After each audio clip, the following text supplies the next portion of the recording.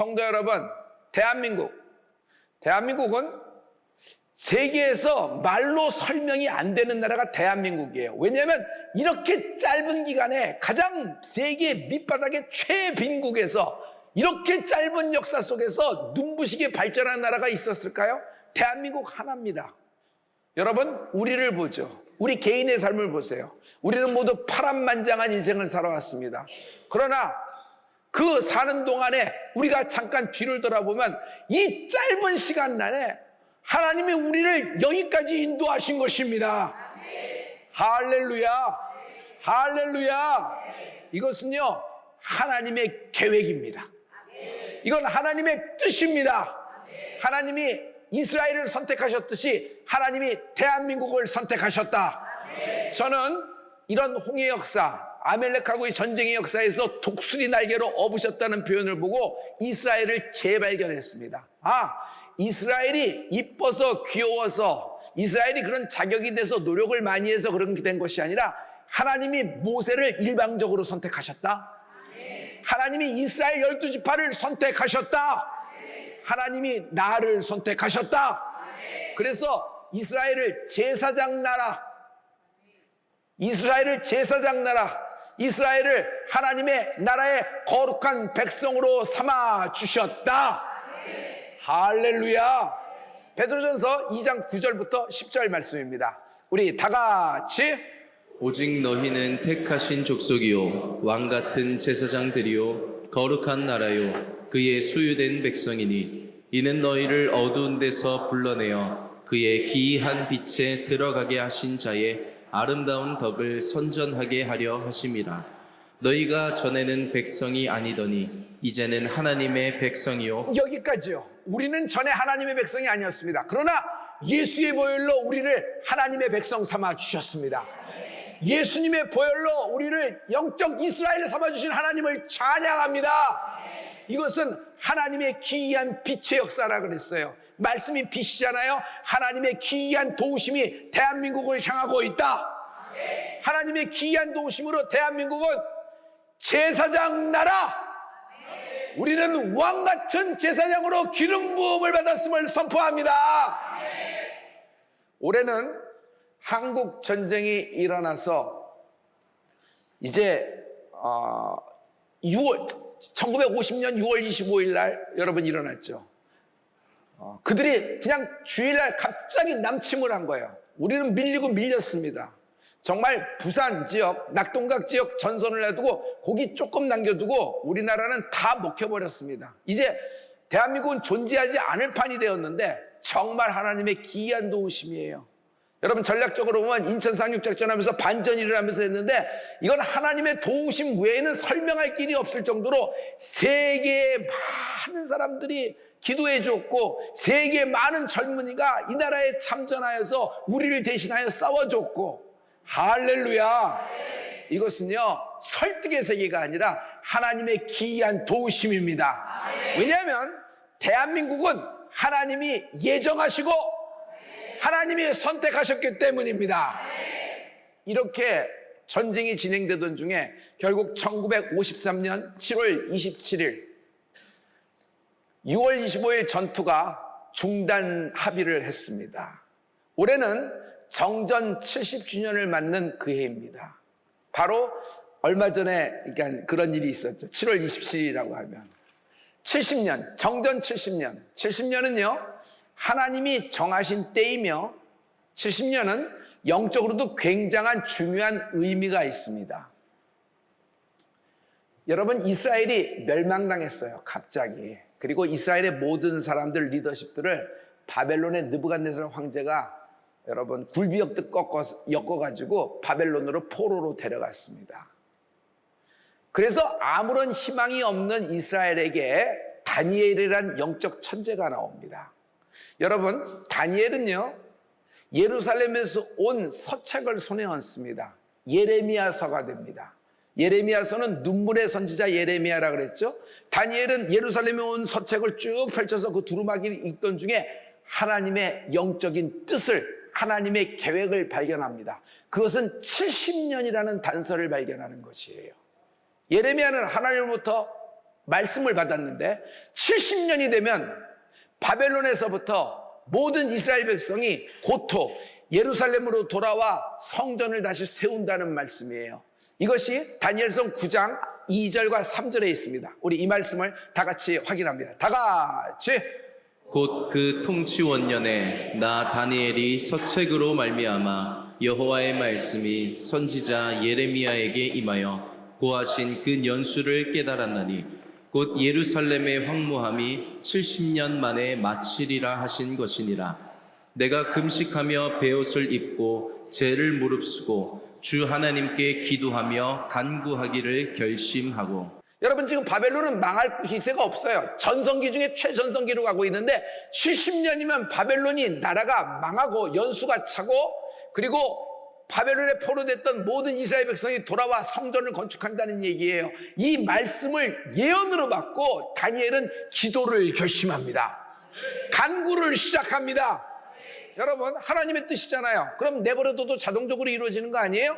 하나님의 뜻이 있습니다. 하나님의 계획이 있어요. 하나님의 뜻과 하나님의 계획은 믿는 자들의 기도에 의하여 역사된다. 그러므로 하나님은 기도를 통해 일하시는 것입니다. 여러분, 깨달음이 있습니까? 기도를 결심하고 간구를 시작하는 은혜가 있을지어다. 대한민국을 위하여 기도하는 축복이 있을지어다. 바벨론의 벨사살 왕은 전성기의 왕이에요. 얼마나 힘이 있었냐면 모든 귀족과 모든 사람을 초청하여, 사신들을 초청하여 자기 궁궐에서 연회를 베풀었습니다. 바벨론 궁궐이 대낮같이 환해서 며칠 몇 날을 파티로 들어가는 겁니다. 그런데 한참 연회가 깊어질 때 벨사살 왕이 취기가 올라서 취 중에 선을 넘어가 버립니다.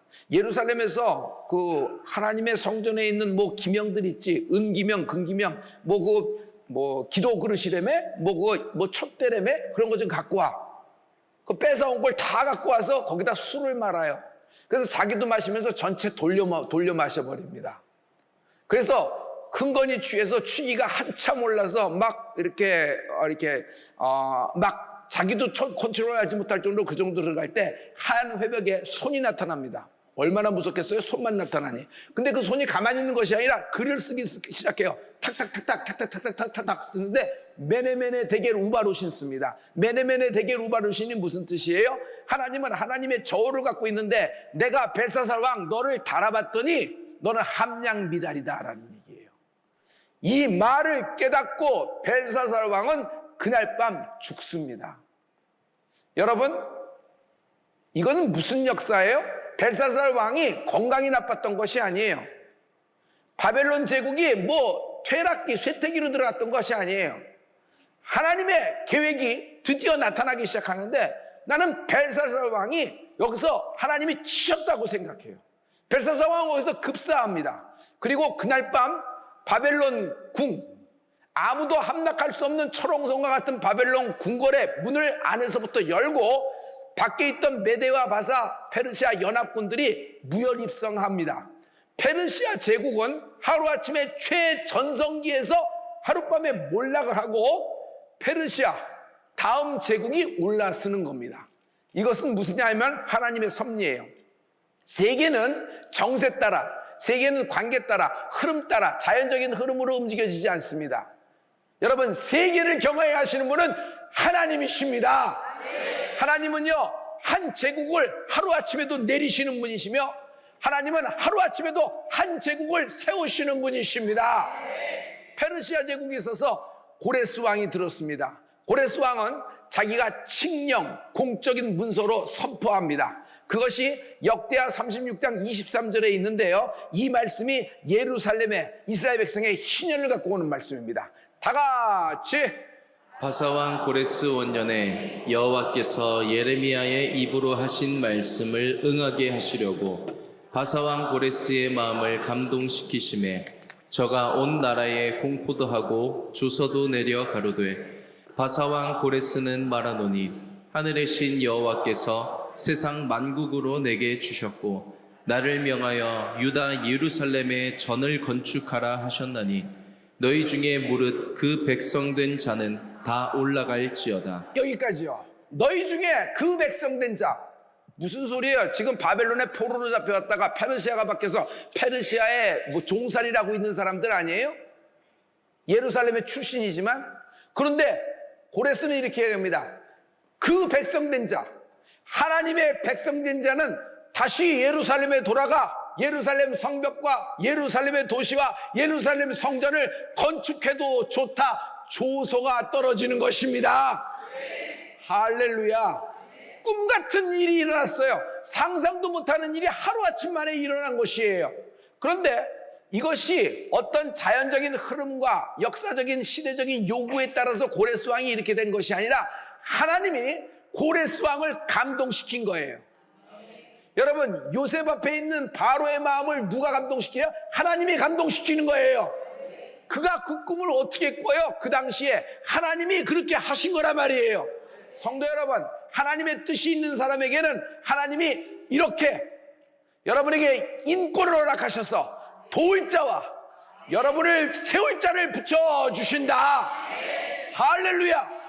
하나님의 뜻을 갖고 있는 사람에게, 하나님의 계획이 있는 사람에게 하나님이 인적인 자원, 인권이 있을지어다.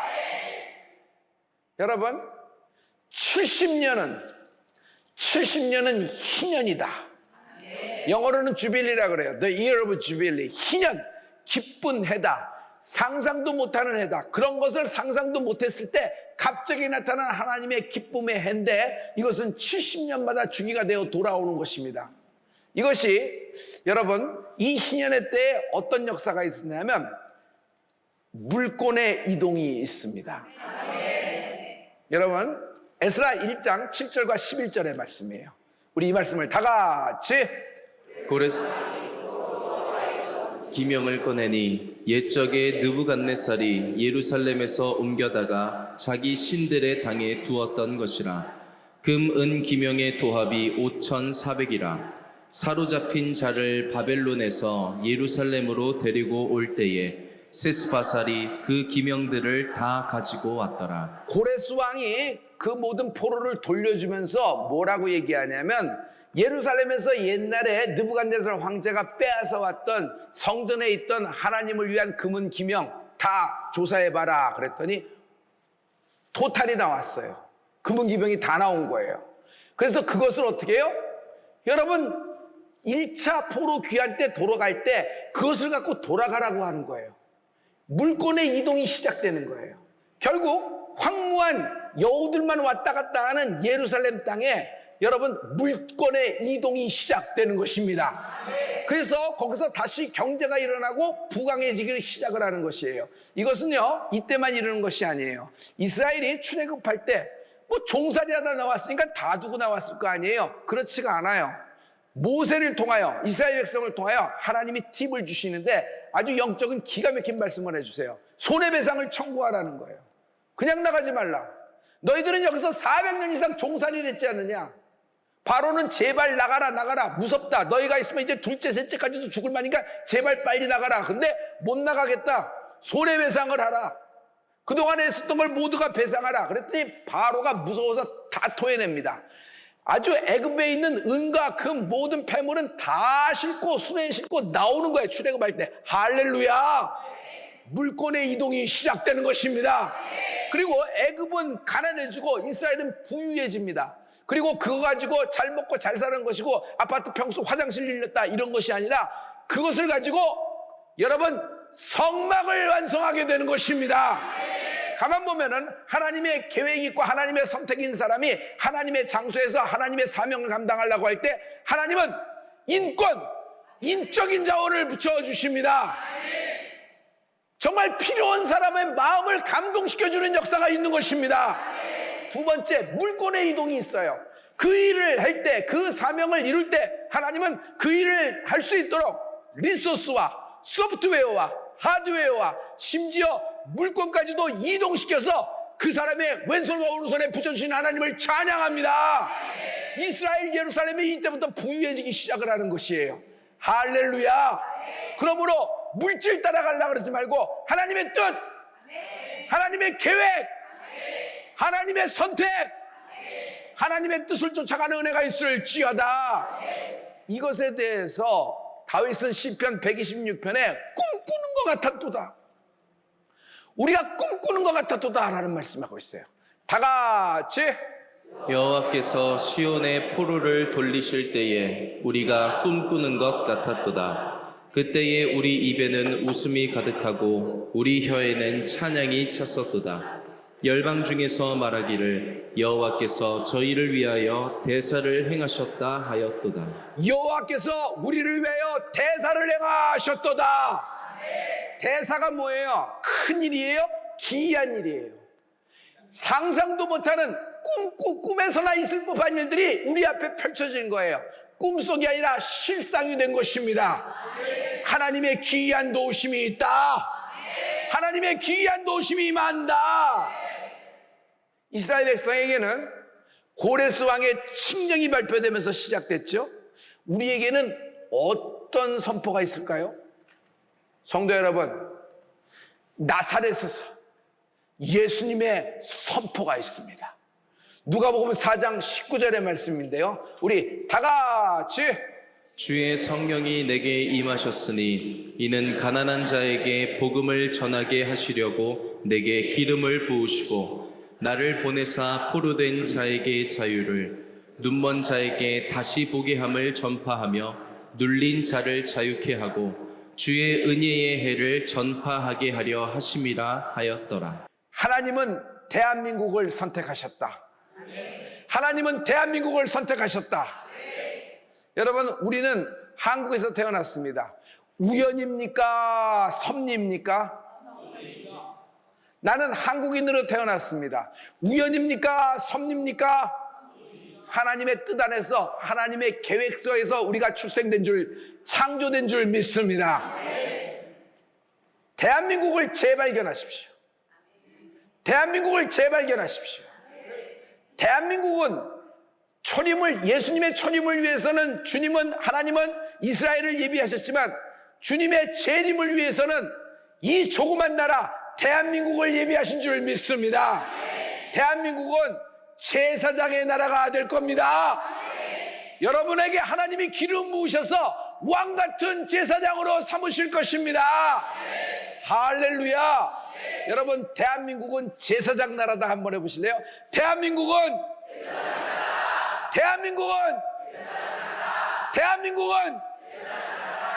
우리를 통하여 열방이 하나님께 돌아오게 되는 꿈을 꾸고 이것이 실상이 되는 은혜가 있을지어다. 할렐루야. 우리는 왕 같은 제사장입니다. 여러분, 나는 왕 같은 제사장이다 해보세요. 나는 왕 같은 하나님이 우리를 기름 부어서 돈 좀 벌게, 어디 합격하게, 좀 이렇게 승승장구하게, 성공시키게 하나님은 우리에게 기름 부으셔서 왕 같은 제사장 삼으신 것입니다. 비록 우리의 현재의 모습은, 여러분 겉의 모습은 그럴지라도 하나님의 영적인 우리에게 축복을 주셨는데 그것은 왕 같은 제사장입니다. 성도 여러분, 우리를 통하여 많은 가문과 많은 인생이, 많은 영혼이 하나님께 돌아오는 꿈을 꾸는 은혜가 있을지어다. 그러므로 하나님의 선택은 최대의 모순이라고 생각합니다. 나를 선택하신 하나님, 대한민국을 선택하신 하나님, 우리가 그럴 만한 자격도 준비도 가치가 있을까요? 모순이라고 생각해요. 그러나 하나님은 그걸 다 알매도 불구하고 우리를 선택하셨어요. 이 하나님을 찬양합니다. 동시에 하나님의 선택은 최고의 풀림이다. 여러분, 자녀들에게 교육하지만 무엇을 가르쳐주고 뭘 알려주고 받아쓰기를 하고 외우게 하고 중요합니다. 언어의 능력도 중요해요. 그러나 최고의 신앙교육이 뭔지 아세요? 하나님이 널 선택하셨다. 아들아, 딸아, 너의 현재 모습 아니야. 하나님이 널 선택하셨다. 너는 하나님의 선택대로 되어질 것이다. 할렐루야. 너를 통하여 열방이 하나님께 돌아오는 역사가 있을 것이다. 하나님이 너를 사용하실 것이다. 하나님이 너를 사용하실 때는 너에게 필요한 인적인 자원과 물적인 자원을 공급하시고 그 모든 사명과 뜻에 맞춰서 너의 형편과 너의 처지와 너의 상황을 하나님이 조정하여 주실 것이다. 우리가 믿어지는 사람 두 손 들고 하나님께 아멘. 할렐루야.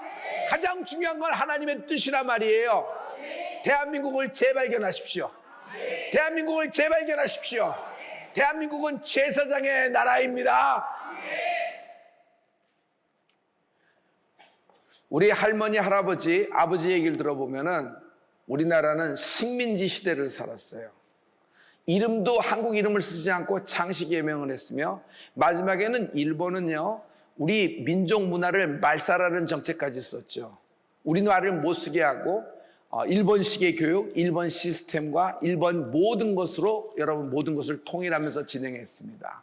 그리고 우리나라의 땅에서 나는 모든 것들은 공출이라고 여기면서 여러분 전부 다 그냥 일본의 군수용품 그리고 일본의 물적인 자원으로 다 그러니까 대한민국을 무슨 통조림으로 본 거예요. 일본이라는 나라의 통조림으로 해서 다 가져간 겁니다. 다 가져간 겁니다. 심지어 정신대 문제만 해도 그래요. 여러분 정말 어린 소녀들을 그렇게 했잖아요. 그리고 모든 젊은이들을 전부 다 징집을 해가지고 그냥 전쟁터로 그렇게 사주로 다 몰았잖아요. 그리고 기독교를 단합을 하면서 신사참배를 강요했습니다. 신사참배를 강요하면서 그 숭배하게 만들고 우리나라의 신사를 지으면서 거기서 이제 절하게 만들고 시간이 흘러서 우리나라는 전쟁이 터졌습니다. 그 전쟁 속에서 여러분 정말 참혹한 시간을 보냈습니다. 지금 현재 우리는 아직도 분단 조국의 형태예요. 우리나라에서 갈 수 있는 곳은 여러분 더 이상 갈 수 없어. 여러분 우리나라는 섬 같은 나라입니다. 그냥 섬에서 살고 있는 것 같아요. 외국을 가려면 배를 타고 가든지 비행기 타든지 가야지 기차를 타거나 차를 타고 외국을 나갈 수가 있는 나라가 아닌 것이 우리 대한민국의 현실입니다. 이 세상에서 딱 하나 유일하게 분단된 나라로서 같은 민족으로 분단된 나라로서 대한민국이 아직도 있습니다.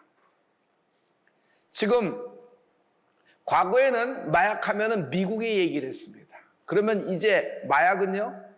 요 얼마 전에 바로 이 대치동 이 거리에서 있었지 않았어요?